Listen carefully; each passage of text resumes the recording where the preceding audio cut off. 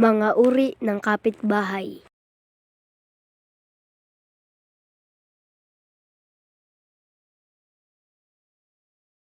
Ngayon mga kaibigan, pag-uusapan natin ang iba't ibang uri ng kapitbahay. Una, tahimik. Ito naman yung mga kapitbahay na hindi maingay. Yung aakalain mong haunted house yung bahay nila.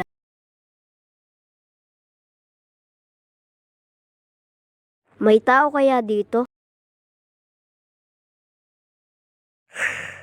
Malapit na pala Halloween, no?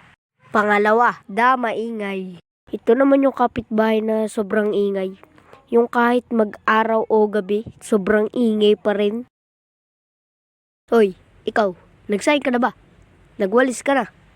Nood ka na nood kay Gio, hindi ka man lang nagsasubscribe. Mag-subscribe ka muna. Oo na, ito na. Napakain mo na ba yung aso? Nawalis mo na ba yung taas natin? Ha? Anong taas? Wala naman tayong taas. Tapos, ito pa yung malala. Kapag nagkakaraoke sila. Yay! Yay! Yay! Yay! Yay! Yay! Yay! Yay! O diba? Sobrang ingay. Pangatlo, Chismosa. O syempre, alam niyo na yan. Pangalan pa lang, alam na. Hoy Mare, alam mo ba? Oh, hindi ko pa alam. Yung Gio ko daw na nakatira dyan, baling pogi. Nakita daw nung anak ko kagabi. Ay nako, wag nyo na ipagkalat. Totoo naman.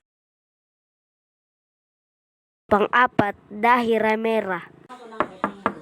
Gio, pwede bang makairam ng walis? Nawala kasi walis namin eh. Sige po, kukunin ko lang po. Gio, pwede bang makahingi ng mantika? Naubusan kasi kami. Sige po, kukunin ko lang po.